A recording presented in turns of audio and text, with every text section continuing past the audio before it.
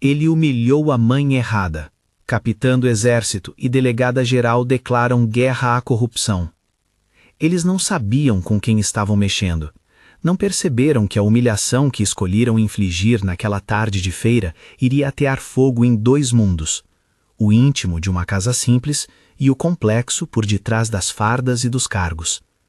Não calcularam que a cidade veria em poucos minutos o choque entre uma autoridade acostumada ao abuso e duas mulheres que tinham aprendido, cada uma à sua maneira, a não se ajoelhar diante da injustiça.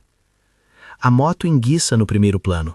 Uma Honda Bis azul com o bagageiro gasto, o cesto onde Sônia guardou botijas de feijão, um pote de bobó de camarão vestido em filme plástico, o cheiro doce do dendê que sempre seguiu Dona Sônia pela rua. O motor é pequeno, mas forte. O sol bate num capacete riscado, nas mãos calejadas. A feira borbulha em cores, sacos de farinha, sombras de barracas, o som ritmado de negociações e de risos. A cidade parece normal, mas o normal tem bordas finas. Sônia Andrade caminha com passos curtos. Fez 7 décadas e manteve em cada dobra da pele um mapa de trabalho, oração e cuidado. Costureira por ofício, tratou das filhas com as 2 mãos e com a boca cheia de cantorias antigas. Hoje, a mais velha ocuparia um lugar de honra ali ao lado, a filha que vestia a farda e que havia aprendido a pedir desculpas apenas ao alvo de uma missão: nunca há injustiça. Raquel Andrade, capitã do exército, segura a mão da mãe com firmeza. Em minutos, a rotina se tornará memórias em choque. A Blitz aparece sem aviso e com o gosto amargo do exercício de poder. Não é a Blitz regulada por ordens e protocolos. É a Blitz de homens que confundem violência com direito. Carros parados, xingamentos ao vento. Um inspetor com a postura de quem tem algo a esconder manda verificar documentos.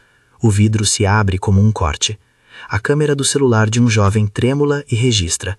O que acontece em seguida é seco, quase mecânico. Um gesto rápido, a palavra ríspida e depois o tapa. Um som seco, um estalo que faz o ar vibrar por um segundo. A mão do homem encontra o rosto de Raquel. O tapa não é só no corpo dela, é no decoro, na farda, no passado de disciplina. O empurrão em Sônia, a idosa que habita a lembrança do arroz com feijão da família, é um empurrão na dignidade que sustentou aquelas mãos por décadas. No chão da rua, poeira sobe. Alguém grita. A câmera do jovem se aproxima. O som do tapa se mistura ao ruído da feira. E por mais que o infortúnio pareça local, a cena carrega dentro de si a energia de um estilhaço. Um xingamento dirigido à mãe errada. A humilhação rola pela cidade como um líquido inflamável. Raquel não reage com o impulso que conhece. Não revida com a força que poderia partir um corpo ou quebrar um qualificador de abuso. A carreira militar ensinou-lhe reflexo, cálculo e contenção. Ela permanece por instantes imóvel, olhando para o rosto da mãe e para o homem que a humilhou. Há algo congelado na face dela. Raiva que não se entrega à boca. O tapa para ela é alerta.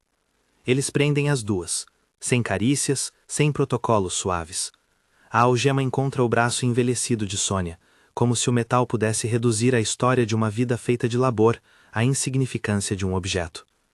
Ao serem empurradas para dentro do camburão, Sônia sente um aperto no peito. A respiração falha. O ar parece pesado dentro daquele compartimento metálico que cheira a borracha e desdém. Um início de crise asmática toma conta. Era paciente do posto, sabia dos remédios e dos limites. Naquela cela, sem o inalador, o corpo começa a atrair o ritmo das memórias. Pedro, rapaz de 19 anos, não entende direito o significado de coragem. Ele entende, no entanto, o peso de um botão. Na calçada, o celular tremendo nas mãos, seus dedos gravam o que a polícia chama de procedimento normal e a rua chama de barbaridade. Pedro pressente que aquela imagem precisa existir fora dali. Sente que, se ninguém ajudar, a verdade será amassada num processo de esquecimento institucional. Ele aperta enviar. O vídeo facilita a travessia das paredes, primeiro para os vizinhos, depois para a praça, finalmente para a cidade. O vídeo percorre as telas como se fosse rumor. Notificações explodem. Os feeds se transformam numa sucessão de olhos. Em menos de 1 hora, a cena do tapa ganha legendas, indignações, compartilhamentos.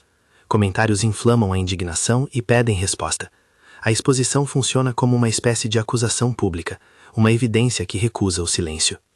Se isso te revolta, compartilhe, para que a cidade veja o que aconteceu e para que ninguém mais tente fazer do poder uma ferramenta para ferir. Enquanto a cidade acorda para a cena, a narrativa se afasta e volta ao íntimo. Flashbacks aparecem como pequenas janelas de luz nos olhos das personagens. Em sua casa, Sônia costumava bater retalhos com a mesma firmeza com que costurava o destino da família. Criou as filhas com panos e histórias. Lembrava-se dos pés pequenos correndo pela cozinha, do som dos passos apressados, do dia em que Raquel decidiu servir ao país e o orgulho que cresceu como marisco na pedra.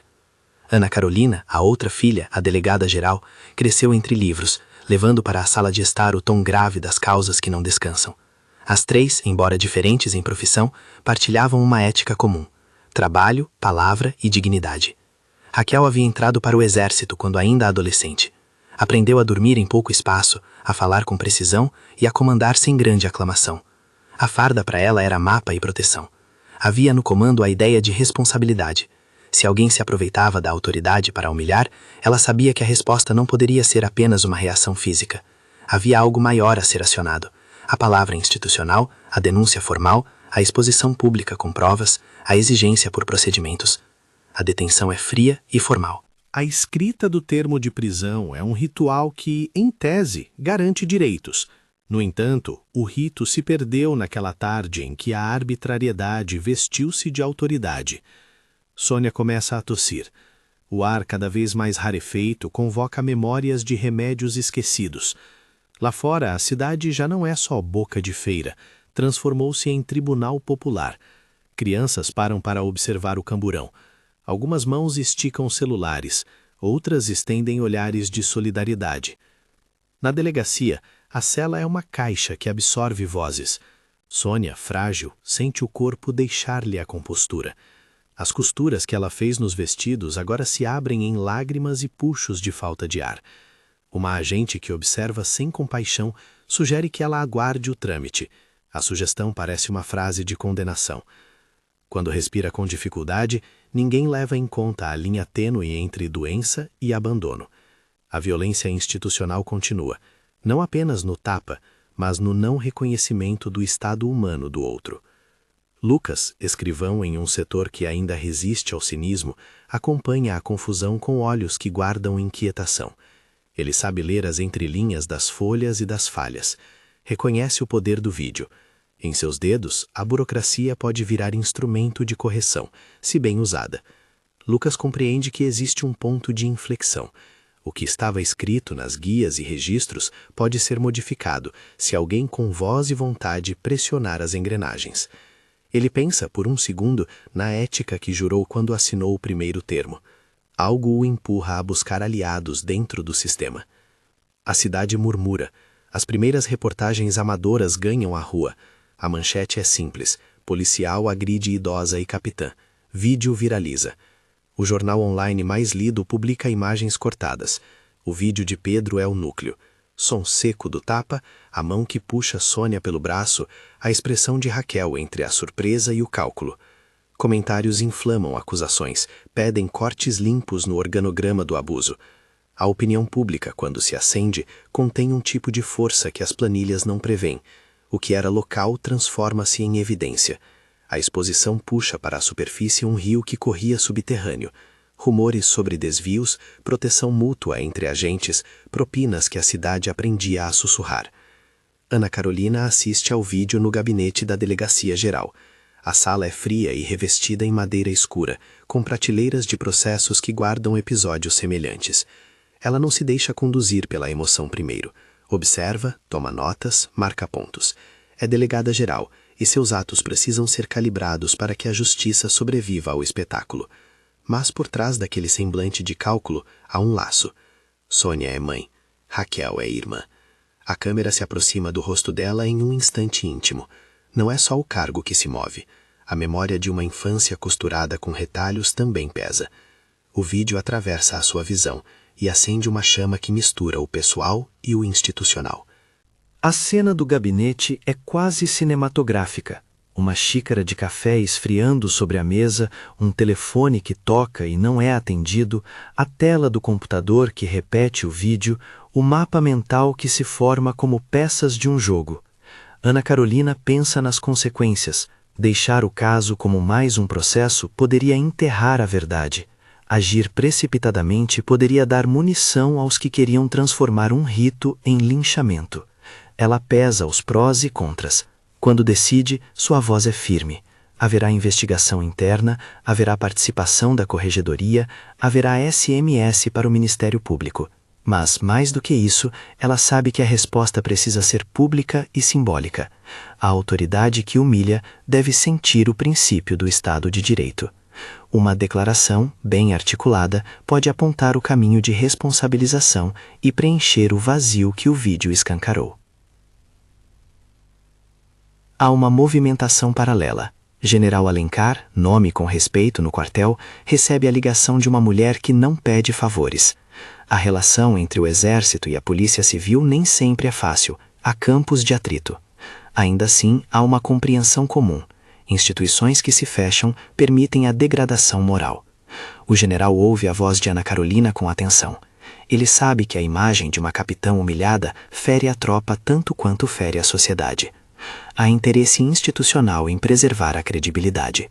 Por prudência e por afinidade, o general se coloca como intermediário para que as investigações ocorram sem interferências. Ele propõe apoio logístico, perícia rápida, transporte seguro e contato com as corregedorias militares. Enquanto isso, a pressão popular cresce. A imprensa local exige posicionamentos. O secretariado se mexe. Em gabinetes, palavras como contingência, retirada de patente temporária e apuração sumária correm como pistas. Nenhuma medida é tomada ao acaso. Ainda assim, a sensação de que algo pode mudar é rara o suficiente para animar a cidade. No hospital, a cena é outra. Sônia é trazida de ambulância. O SAMU trava uma corrida contra o tempo, com bip de sirene e desdobramento. Na UTI, os monitores juntam-se à narrativa. Bips regulares, a luz fria do equipamento, a mão enrugada que segura o lençol como quem pesa memórias entre os dedos. A equipe médica faz o que pode. A respiração se estabiliza com um inalador e depois com a seringa adequada. Há fragilidade física e, ao mesmo tempo, uma determinação em torno da cama. Raquel segurando a mão da mãe, o rosto tenso, sem lágrimas, apenas presença. A indignação pública encontra, assim, um rosto que dói. A imagem de Sônia na UTI, cercada por profissionais, é um retrato daquilo que o abuso faz. Não é só violência física, é desarranjo da vida. Notícias sobre o estado de saúde da idosa circulam. O quadro inspira solidariedade e também exige resposta. A narrativa agora tem um componente humanizador que pressiona as esferas. É difícil fingir que nada aconteceu quando a cidade vê a mãe na enfermaria e a filha em farda declarando sua angústia. Mas a política real é sempre mais complexa do que a indignação. Nos corredores da prefeitura, há vozes que calculam riscos.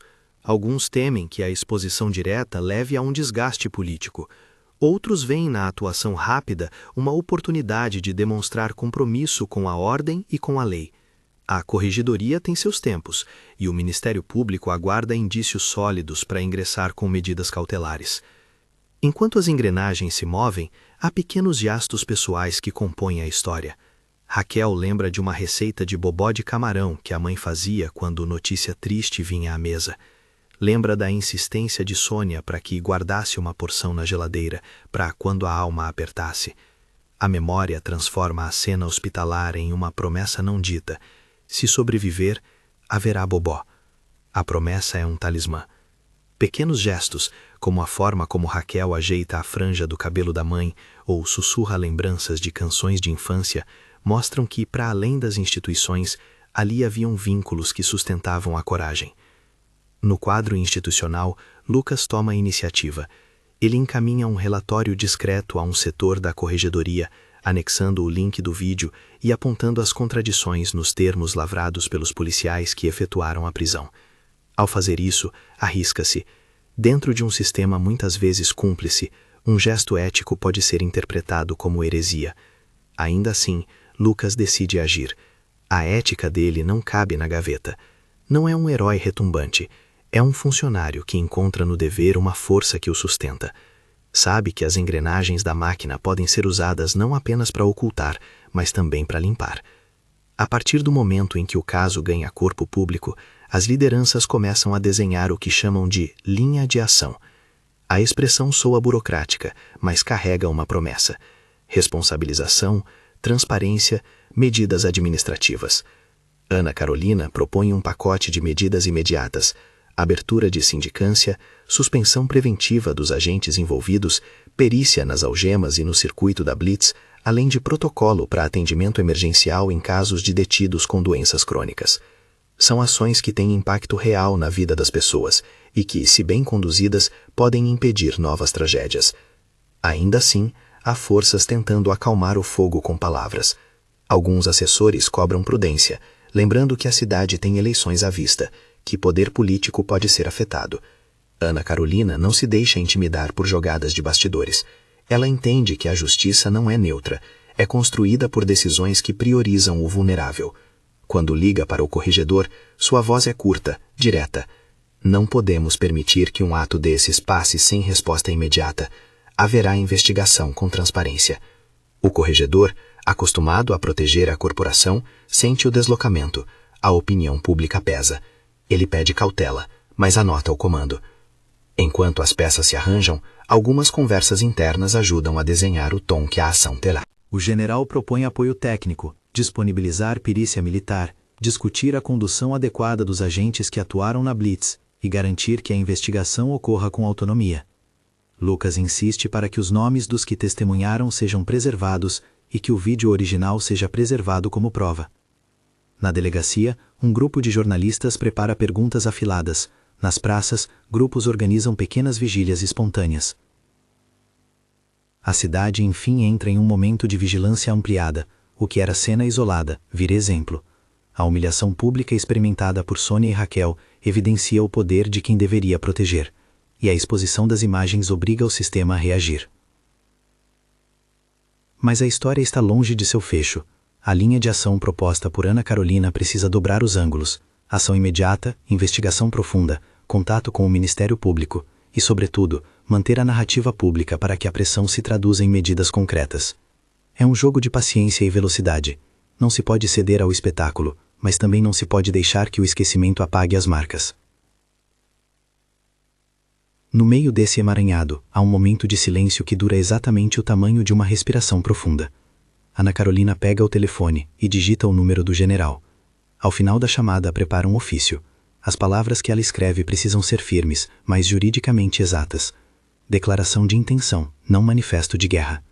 Ainda que o título da história pareça proclamar batalha, a delegada sabe que a guerra contra a corrupção que ela pretende declarar será institucional, burocrática e implacável na sua busca por provas e responsabilização, não uma guerra de ruas. O plano inicial toma forma. Haverá comunicação com o hospital sobre a situação de Sônia. Haverá pedido de suspensão preventiva dos envolvidos. Haverá requisição de imagens complementares da Blitz e de registros do posto policial. Haverá, sobretudo, a decisão de tornar o processo público o suficiente para que a cidade não permita que a injustiça seja varrida para debaixo do tapete. Mas algo ainda pende: as consequências políticas e pessoais dessa mobilização. A divulgação do vídeo já acendeu a opinião pública, mas a máquina que protege seus agentes não dorme. Há interesses que preferem apagar o episódio com canais de burocracia lenta. Há também aqueles que planejam transformar a ação de Ana Carolina em arma contra ela. A delegada sabe que qualquer passo em falso será usado para desmoralizá-la. A capitã, por sua vez, enfrenta a pressão interna do exército e a atenção pública. Raquel sentiu a humilhação, e, no entanto, resiste a transformar sua dor em ódio cego. O conflito real será assim: uma tensão entre a necessidade de justiça rápida e a exigência de um processo técnico e legítimo. A narrativa pausa por um instante, na imagem da cozinha.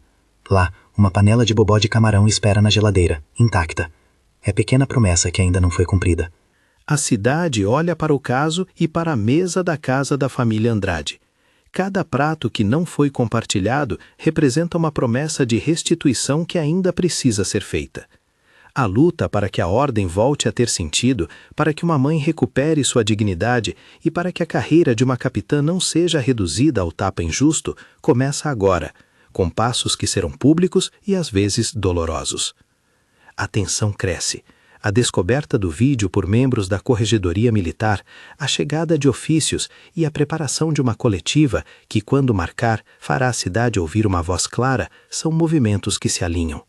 No entanto, por trás de tudo, corre a pergunta que ninguém quer dizer em voz alta.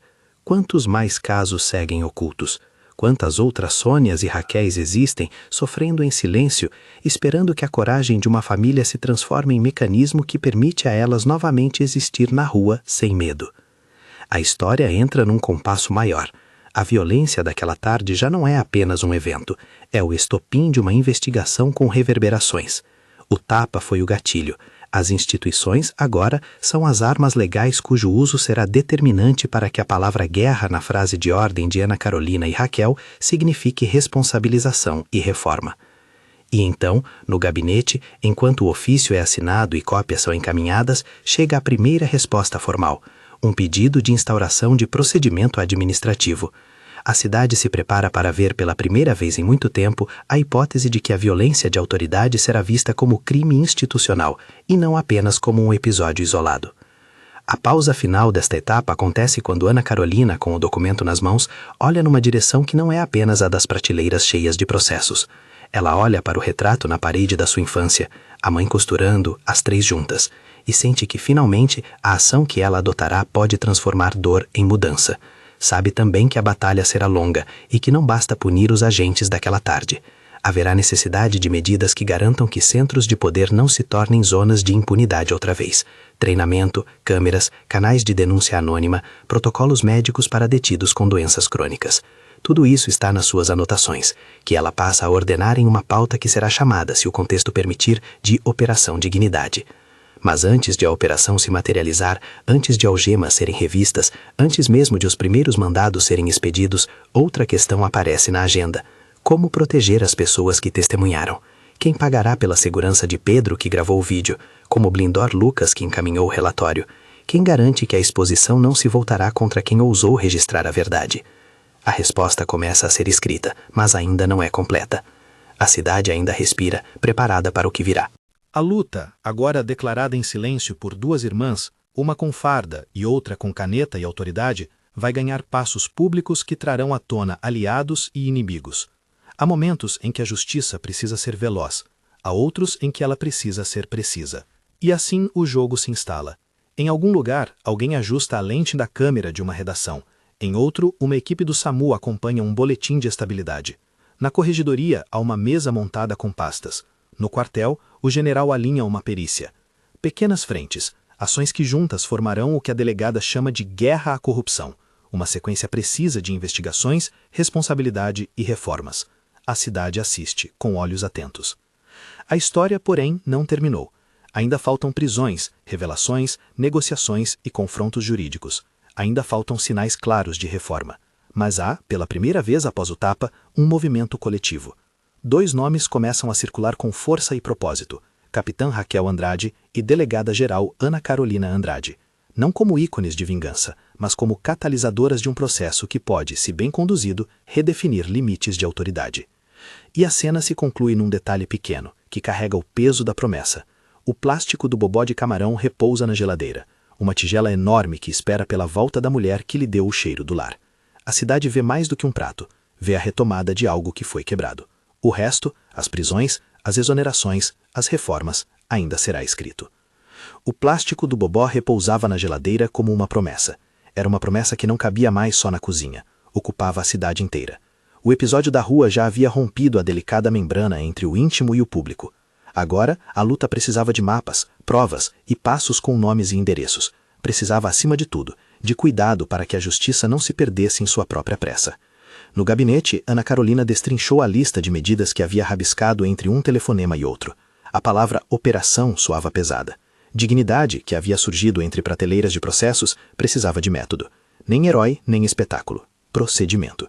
Com a calma de quem já viu peças de poder tombarem sobre pessoas frágeis, ela passou a delegar perícia, requisições judiciais, proteção de testemunhas, comunicação social, contato com o Ministério Público. A pauta trançava instituições. General Alencar deu o primeiro aceno prático. Não era exoneração retórica, foi logística e perícia. Uma equipe reduzida da seção de investigação militar foi destacada para cooperar com a corregedoria. O objetivo era claro: perícia nas algemas, verificação do carrinho utilizado na blitz, checagem de eventuais registros oficiais que pudessem ter sido manipulados. A tropa ofereceu apoio técnico, mas Ana Carolina fez questão de reservar para a própria Corregedoria Civil a condução do inquérito. A separação das esferas era necessária para garantir credibilidade. Lucas, o escrivão, tornou-se uma peça central. Em sua gaveta, arquivos, fotografias, o link original do vídeo de Pedro. Ele sabia que, na era digital, a cadeia de custódia era tão vulnerável quanto uma testemunha desacreditada. Requisitou a preservação do arquivo em servidor oficial. Pediu hash, notificou o cartório de registros eletrônicos. Era meticuloso. Em silêncio, avisou Pedro e seus parentes sobre medidas de proteção. Recebeu, daquela pequena ação burocrática, o respeito discreto de quem reconhece a coragem. O que vinha a seguir foi uma dança institucional que exigia passos sincronizados. Mandados de busca e apreensão foram preparados com fundamentação. Quebras de sigilo telemático, com autorização judicial, buscaram mensagens, conversas, áudios, transferências que pudessem demonstrar padrão de cobrança e proteção. Foram requisitados extratos bancários de endereços e aparelhos relacionados aos agentes que conduziram a blitz. Tudo isso não se fez num único dia. Fazia-se com prudência, para que as peças conseguissem se encaixar em tribunal. Mas havia também o imponderável, reações de proteção. Dentro de algumas repartições, sussurros e olhares nervosos transformaram-se em tentativas de obstrução.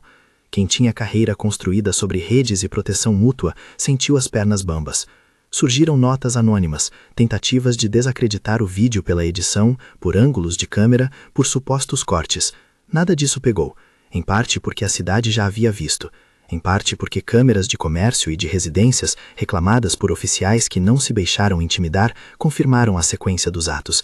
O que fora isolado na rua tinha agora retaios que se uniam.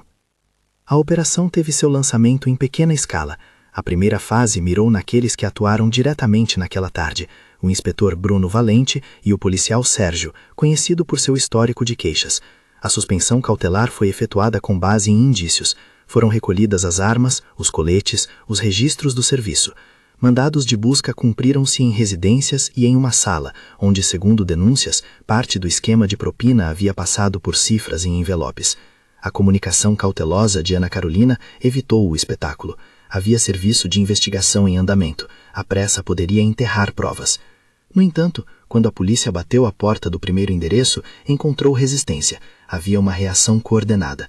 Um advogado apareceu pronto com alegações de ilegalidade irregular e tentativas de anular o ato por vícios formais.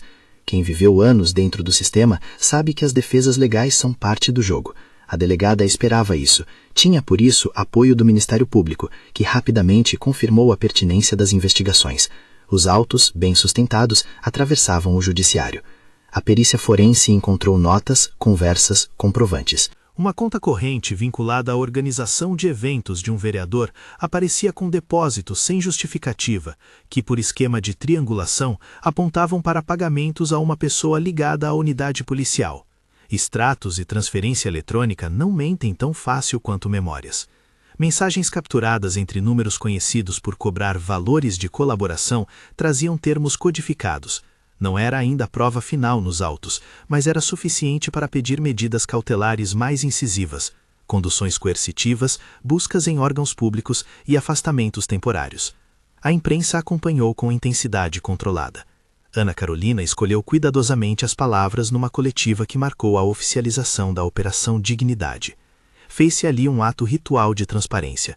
Mostrou cronologia dos fatos sem expor testemunhas vulneráveis e detalhou medidas já tomadas e outras a empreender.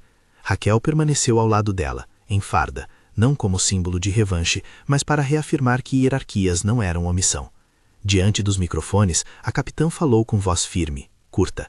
A mensagem buscou uma síntese, responsabilizar sem retaliação, transformar dor em procedimento. O anúncio teve efeito imediato. Alguns políticos tentaram aproveitar-se das imagens para desgaste, outros mobilizaram-se para recompor seus escritórios e declarar apoio à investigação. Secretário Otávio Mendes, por exemplo, em nota pública, disse compor diálogo para fortalecer apurações. Havia também quem tentasse lançar dúvidas sobre a motivação da delegada, insinuando conflito de interesse por laços familiares. Eram tentativas de deslegitimar a ação com ataques pessoais. A delegada esperava isso. Preparou-se com documentos e uma linha de comunicação clara. Enquanto o topo se agitava, o centro da história respirava em outro compasso. Sônia ganhou estabilidade na UTI e foi transferida para a enfermaria. A traqueia, que havia tremido sob o vício do ar, voltou a encontrar ritmos. No hospital, a presença de Raquel foi inquebrável. A rotina de visitas transformou-se em cuidado técnico, fisioterapia, revisão de medicação, avaliações pulmonares. Havia ainda cicatrizes emocionais. O toque de lembrança, a repetição de frases de ninar por parte da filha, funcionava como terapia. A mãe e a filha, em silêncios que eram palavras, costuravam uma nova forma de presença. Pedro, o jovem que gravara com mão trêmula, recebeu proteção. A corregedoria articulou com a polícia tocada pela investigação um plano de segurança. Mudança de residência temporária, acompanhamento da escola, contato com assistentes sociais. A cidade conheceu seu nome em notas que, por vezes, o envergonhavam, por outras, o celebravam. Pedro preferia evitar holofotes. Sabia, no íntimo, que a coragem não vinha sem custo. Houve resistência também no campo jurídico. Defesas tentaram desqualificar mensagens como forjadas, tentaram alegar que transferências obedeciam a contratos de prestadores de serviço, que notas fiscais explicavam entradas atípicas. A promotoria teve que montar uma narrativa coerente, mostrar padrão, explicar a triangulação financeira e, sobretudo, relacionar fatos para que um juiz autorizasse medidas mais incisivas. Não foi trivial. Sistemas se protegem. Rede de proteção funciona. Mas os indícios acumulavam-se. Operação Dignidade avançou para uma segunda fase, investigação das conexões políticas. Mandados em gabinetes, busca por contratos de serviços com empresas de fachada e verificação de pagamentos a assessores, que na prática repassavam verbas a oficiais de plantão. Alguns nomes de vereadores surgiram nas planilhas, pagamentos sem licitação, contratos de manutenção, pagamentos a consultorias que existiam apenas nos papéis. O que se buscava era corpo a tese de que havia uma cadeia, agentes, intermediários e políticos que permaneceram cúmplices por omissão ou por ganho. Por trás desses números, pessoas reais sentiam o peso das consequências. Famílias de suspeitos tentavam diariamente explicar: é mal entendido, é perseguição. Nos corredores da prefeitura, telefonemas insistentes pediam prudência. Em privado, alguns reconheceram a gravidade. Em outros gabinetes, havia quem tratasse a situação como oportunidade para remover adversários. A política não sumiu, apenas se deslocou para outros cenários. Em meio à avalanche de documentos, surgiu um aliado improvável, uma funcionária de um setor de compras que, cansada do padrão, entregou uma caixa de notas fiscais que não batiam. Ela contou, sob condição de anonimato, que era costume dar um jeito em licitações pequenas para manter acordos com servidores, sem glamour e sem heroísmo, só cansada da rotina. Esse gesto foi decisivo. Gente que trabalha dentro do sistema, quando escolhe falar, faz o vitro do esquema estilhaçar. As defesas continuaram. Alguns policiais tentaram alegar que as ordens vinham de superiores. Outros pediram direto ao comando que ativasse mecanismos para reduzir a exposição. A resposta institucional, no entanto, conseguiu separar uma coisa da outra, apurar responsabilidades individuais sem abrir mão da presunção de inocência. Suspensões preventivas, afastamentos administrativos e redistribuições temporárias permitiram que as investigações corram sem riscos óbvios de manipulação. O fio condutor, em toda a sequência, foi a prova documental. Mensagens de áudio em que um policial combinava valores com um comerciante do bairro. Comprovantes que mostravam retiradas em espécie logo após abordagens. Registros de plantões onde a escala não batia com a atuação no local. Cada vestígio encontrava eco em outro. A força do conjunto fez a investigação avançar para pedidos de prisão preventiva, num pacote que a justiça acatou parcialmente. Prisões foram cumpridas em sequência. Bruno e Sérgio foram detidos em suas residências. Em imagens oficiais, os conduziram sem algemas escancaradas, como manda o procedimento, para evitar imagem que pudesse ser transformada em espetáculo. As prisões, para além do simbolismo, abriram outras portas. Interrogatórios, colaborações premiadas e delações começaram a surgir. Pessoas que antes mantinham silêncio passaram a negociar rédea curta com promotores. Alguns acordos permitiram revelar nomes que até então se mantinham fora do radar. Intermediários financeiros, um pequeno grupo de empresários que facilitava pagamentos até onde a teia alcançava. Era um mapa incompleto, mas crescente. As exonerações e as consequências administrativas não foram automáticas. Houve quem pleiteasse indenizações por exposição indevida e quem alegasse violação de direitos. Processos administrativos correram em paralelo ao criminal. A cidade acompanhava, ora em júbilo, ora em espanto, conforme as manchetes apontavam para a lista de afastados. A mensagem pública mudou. Aquela tarde não era somente um incidente, era um ponto de pressão que expôs fragilidades. Entretanto, nem tudo foi linear. Em um momento, um juiz rejeitou um pedido de prisão preventiva contra um dos intermediários por falta de materialidade robusta. A decisão trouxe uma onda de descontentamento nas redes. Alguns interpretaram como volta ao normal do velho sistema. Ana Carolina, diante do revés, não se deixou abater. Reuniu equipe de investigação e ajustou os pedidos, reforçou provas, requereu novos laudos, buscou juntada de extratos adicionais. A paciência investigativa foi então uma arma, construir com segurança para que as decisões futuras tenham sustentação. Enquanto a investigação institucional se aprofundava, surgiam repercussões práticas. A Prefeitura e a Secretaria de Segurança Pública passaram a articular pacotes de medidas imediatas, instalação de câmeras em pontos de blitz, protocolo para atendimento médico in loco em caso de detidos com condições crônicas, canal de denúncia anônima com garantias, treinamento obrigatório sobre direitos humanos nas corporações e reavaliação de procedimentos de abordagens. Algumas medidas foram decretadas por ordem administrativa, outras precisariam de leis e recursos. Ainda assim, a sinalização era clara. O sistema reconhecia falhas e buscava mitigar riscos. Ana Carolina sabia que as mudanças não seriam mágicas, sabia que a presença de câmeras poderia inibir condutas, mas não as erradicaria. O que se oferecia era um conjunto de ferramentas que, juntadas, mudariam o custo da ilegalidade. Jornalistas cobravam resultados rápidos, ativistas exigiam maior profundidade. A delegada ouviu tudo e procurou transformar a pressão em agenda. Em encontros públicos, defendeu a necessidade de criar um núcleo permanente de investigação sobre abuso de autoridade e mecanismos de integração entre corregedorias e Ministério Público. Propôs também programas de capacitação que envolvessem a comunidade, para quebrar uma certa sensação de nós e eles que alimenta práticas abusivas. No trânsito dessa engrenagem, apareceram momentos de ternura e calma. A reparação simbólica veio em pequenos gestos. Um pedido de desculpas formal de um dos agentes, contido em nota, sem sinos nem palmas, um boletim médico mostrando melhoria no quadro da mãe.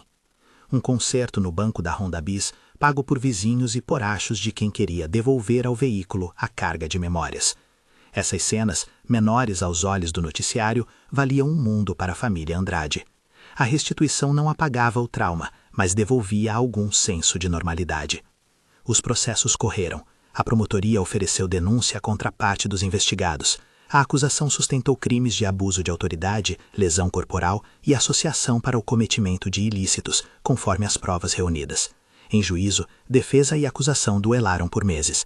Houveram sustentações orais, perícias contraditórias, pedidos de produção de prova suplementar. Nada na história fora fácil. O sistema judiciário é, por natureza, repleto de garantias que, quando manipuladas, também servem como escudo.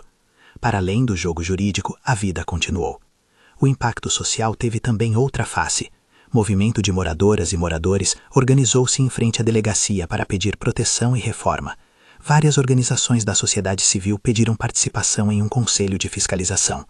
O governador, pressionado pela opinião pública, sancionou uma portaria que obrigava a instalação de câmeras em locais de abordagem de trânsito e dispositivos de registro. Alguns parlamentares tentaram transformar o movimento em bandeira eleitoral. A delegada, firme, recusou a politização aberta do caso, reforçou que era trabalho de Estado e não de partido. No plano íntimo, Sônia recuperava forças. A respiração voltou a ser menos esforço e mais costume. A primeira vez que voltou para casa, o silêncio da entrada foi preenchido por passos incertos e por um abraço que demorou. A casa não era mais a mesma. Havia nela a marca do que fora e a promessa do que poderia ser. Raquel sentou-se na cozinha, pôs no fogo o bobó que havia sido adiado. Quando Sônia provou, deixou um sorriso pequeno escapar. Pareceu naquele gesto que a restituição parou por um momento se tornar culinária e passou a ser metáfora. A família reintegrando-se, com cuidado, sem presses. A Honda Bis recebeu uma nova camada de tinta, não para apagar as cicatrizes, mas para mostrar que se cuida do que se ama. A moto, pequena perante a cidade, simbolizava a continuidade, a rotina que recusa ser interrompida pela violência. Ao redor dessa cena, vizinhos contaram que mesmo após os eventos, andavam mais atentos. A feira ganhou ar de vigilância cidadã. Gente que antes virava o rosto por medo de represálias, passou a denunciar com mais frequência. Não era transformação completa, mas era começo. Os resultados institucionais foram mistos, mas palpáveis. Exonerações ocorreram em escalões inferiores, pedidos de afastamento atingiram algumas chefias. Alguns dos envolvidos em contratos sinuosos receberam medidas cautelares administrativas. A Corregedoria Militar promoveu sindicância paralela, com sanções administrativas. O Ministério Público apresentou denúncias. Em termos práticos, houve limpeza, mas não erradicação. A teia envolvia demais atores para que uma operação isolada a extirpasse. Era, portanto, um primeiro golpe contra um sistema maior. Nesse ponto, Ana Carolina e Raquel souberam que declarar guerra era, na verdade, admitir que a luta seria longa. Guerra aqui não significava guerra de sangue, significava batalha por regra, por transparência, por instrumentos que reduzam o arbítrio. A delegada muitas vezes repetia que o que se queria era estrutura, corregedorias ativas, ouvidorias que funcionem, canais seguros para a delação, treinamento contínuo e corte de rotas de propina. Medidas legislativas sugeridas foram encaminhadas ao Legislativo Municipal e Estadual. Algumas viraram lei, outras projetos em tramitação. O que se ganhou foi inconstante, mas havia ganho. Entre os feitos, uma conquista política relevante foi a criação por decreto municipal, em harmonia com o judiciário, de um canal de denúncia anônima, gerido por um consórcio civil que garantia a proteção. O mecanismo permitia o envio de vídeos com preservação de metadados, para que a cadeia de custódia não fosse facilmente quebrada. Era, em termos práticos, uma resposta tecnológica ao escárnio de poder. Tornou possível, por exemplo, que casos de abordagem virassem entradas formais para a investigação sem expor a fonte. Mas a história reservou também pequenas derrotas. Alguns nomes importantes não foram alcançados, recursos trancaram processos por meses, acordos judiciais nem sempre resultaram em punição efetiva. A cidade aprendeu à força que a justiça pode ser lenta e que a vitória, quando vem, é parcial. Ainda assim, havia uma mudança cultural. Menos tolerância com abuso, mais atenção da imprensa sobre relatos de condutas policiais, mais pressão para práticas transparentes. O clímax formal da Operação Dignidade se deu numa manhã de chuva miúda, com mandados cumpridos em endereços que iam de residências a pequenas salas comerciais, onde negócios escusos se mascaravam de serviços. As imagens oficiais foram moderadas, não se buscava espetáculo. Havia, no entanto, uma sensação compartilhada. A cidade via a máquina do Estado colocar em movimento mecanismos de responsabilidade. Prisões preventivas foram decretadas em alguns casos, prisões temporárias convertidas depois em medidas cautelares menos gravosas em virtude de questões processuais. Sustentações de defesa formularam impugnações. O balanço foi complexo. O que a aula daquele capítulo deixava claro era que institutos de controle, quando acionados, podiam frear abusos. Meses depois, num processo longo de audiências, o caso começou a desaguar em primeiras sentenças administrativas. Parte dos agentes recebeu punições disciplinares severas. Outros foram absolvidos por insuficiência probatória. A justiça criminal, por sua vez, ainda tramitava. Alguns acordos de colaboração premiada trouxeram revelações sobre práticas que extrapolavam o caso específico. Havia, ao que tudo indicava, um modus operandi replicável que precisava ser parte da agenda de reformas. As ruas, entretanto, reconstituíram-se. A feira voltou a ter aquele cheiro de dendê, a concha de bobó voltou ao cardápio, e a vida cotidiana tentou retomar-se com uma nova camada de vigilância. A mãe e a filha sentaram-se diversas vezes à mesa, conversaram sobre dias que não voltariam e sobre o que aprenderam. Em momentos de silêncio, lembravam daquelas vozes que em rede se uniram. Em outros, ponderavam sobre as feridas que permaneciam. A cena final desta história se compõe num entardecer ameno. A cozinha pequena da casa dos Andrade cheira a dendê. Sônia coloca a última concha na tigela. Raquel afaga o capacete repousado sobre a mesa e olha para a filha que aparece na porta. Ana Carolina veio, por fim, almoçar com a família. Há entre as três uma quietude que não é desistência, mas reconhecimento. O bobó é servido. Não há solenidade, há gratidão. O plástico que cobriu o alimento algum tempo atrás, agora é a lembrança de espera cumprida.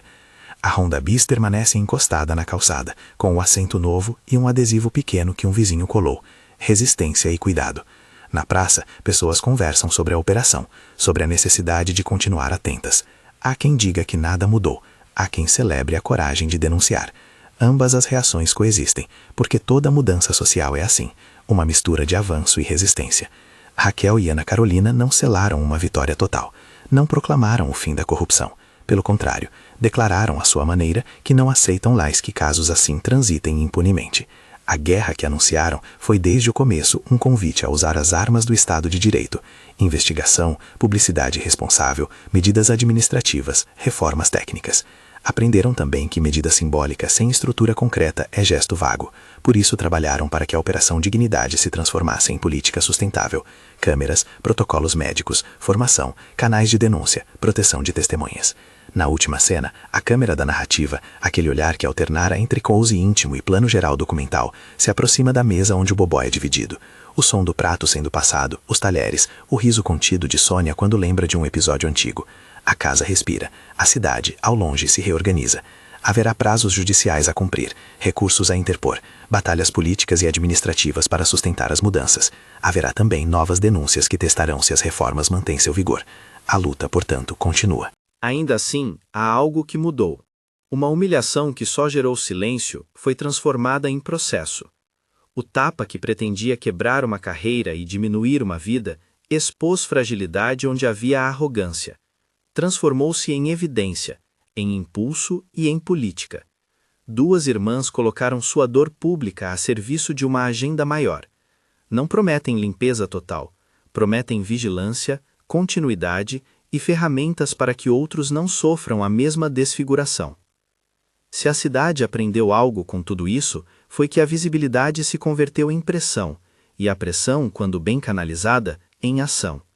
E que a coragem de quem filmou, de quem preservou um arquivo, de quem falou dentro de um gabinete pela ética e de quem costurou a vida com retalhos de dignidade, produziu uma mudança real, medidas concretas, processos em andamento, proteção para testemunhas, novas rotinas de fiscalização. O bobó é partilhado. A usina da feira segue funcionando no entardecer. Na esquina, alguém pede passagem. A vida, com suas pequenas repetições, segue, e ao mesmo tempo aprende a cuidar mais do que antes. É possível, por fim, afirmar que o que começou como humilhação tornou-se semente de transformação. Não uma cura total, não uma vitória definitiva, mas um começo com os instrumentos corretos. Se este episódio trouxe algo, foi a convicção de que a indignação pública, quando acompanhada por ação institucional rigorosa e por proteção de quem denuncia, tem força para dobrar comportamentos enraizados, e que ainda que a estrada seja longa, passos firmes podem abrir caminho. Se você sentiu que essa história importa, se inscreva no canal, curta e compartilhe com alguém da sua cidade. E nunca deixe de denunciar. Visibilidade e denúncia são ferramentas fundamentais para que a dignidade de cada pessoa seja protegida.